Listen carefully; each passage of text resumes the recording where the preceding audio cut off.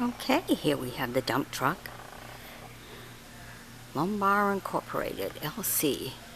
And this is a 1946 Sterling HC 144 dump truck. Oh, look at that. Look how the windshield opens up. That's the cool part about this dump truck. It makes it different than the other ones, is how the windshield opened. Isn't that cool? Really neat. Love it. Okay, apparently this got donated. Very nice. Model 144, Sugar Hill Farm, Woodstock, Vermont.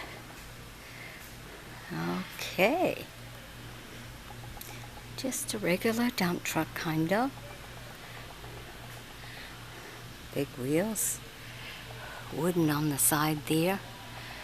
To me, the big thing about this is the windshield. That's the interesting part. Look at that. Just opens right up like that.